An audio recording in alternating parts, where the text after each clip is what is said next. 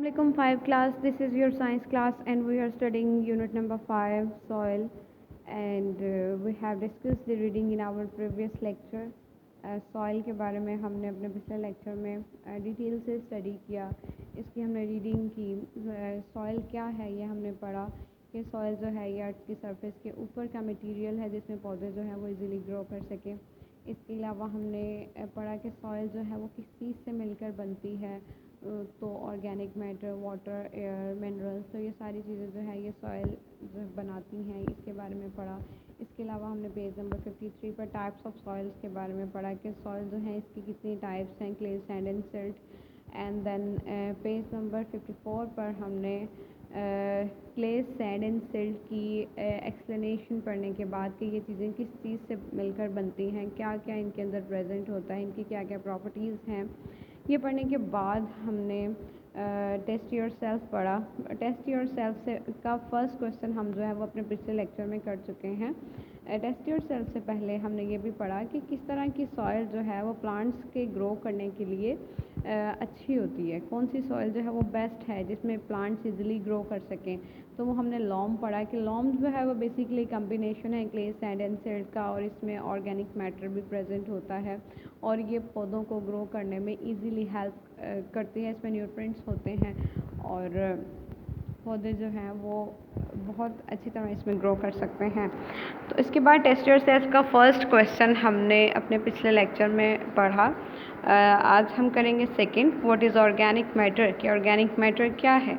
Organic matter जो है हमने रीडिंग में पढ़ा कि एनिमल्स और प्लांट्स के जब इनकी डेथ हो जाए, इन पर बैक्टीरिया का प्रोसेस होता है, डिकेइंग प्रोसेस होता है, ये सिंपल सब्सटेंसेस में चेंज हो जाते हैं, फिर उससे जो मटेरियल बनता है उसको ऑर्गेनिक मैटर कहा जाता है।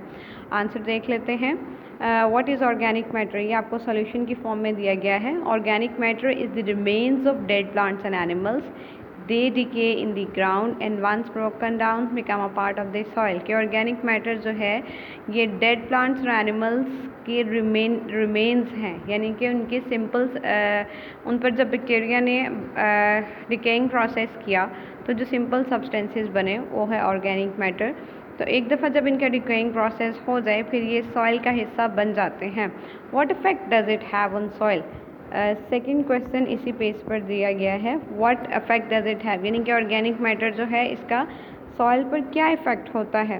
तो ये आंसर है, organic matter provide nutrients to the soil, कि ऑर्गेनिक मैटर जो है न्यूट्रिएंट्स प्रोवाइड करता है सॉइल को, यानी कि वो चीज़ें जो कि प्लांट्स की ग्रोथ के लिए इम्पॉर्टेंट होती हैं वो चीज़ें ऑर्गेनिक मैटर जो है वो सॉइल को प्रोवाइड करता है। ठीक है। इसके अलावा इस पेज नंबर 54 पर सॉइल एरोजन के बारे में बताया गया है। Soil does not always stay in one place, heavy rains और floods can pick up and carry soil from one place to another, leaving behind an area of land no longer suitable for plants. के soil यानी कि upper surface जो है अर्थ की, ये हमेशा एक ही जगह पर नहीं रहती, जबकि जब बहुत ज़्यादा बारिश हो या सैलाबी सूरत हाल हो उसके साथ ये लेयर बहती हुई चली जाती है, जिसकी वजह से leaving behind an area of land, ज़मीन का एक एरिया जो है वो पीछे रह जाता है जो कि प्लांट्स की ग्रोथ के लिए सूटेबल नहीं रहता, क्योंकि सॉइल के अंदर ही न्यूट्रिएंट्स होते हैं जो कि प्लांट्स की ग्रोथ में हेल्प करते हैं। ऑर्गेनिक मैटर होता है, एयर होता है, वाटर होता है। तो जब ये चीज़ें नहीं रहती तो प्लांट्स जो हैं उस ज़मीन पर इजीली ग्रो नहीं कर सकते। सॉइल जो है ये फ्लड्स के साथ, यानी कि सैलाब के साथ या बहुत ज़्यादा बारिश के पानी के साथ बह जाती है, तो इसी सारे प्रोसेस को सॉइल इरोजन कहा जाता है। ठीक है। ये दो क्वेश्चन जो हैं वो आपने नेक्स्ट करने हैं और इनको अपनी नोटबुक्स पर नोट डाउन कर लेना है।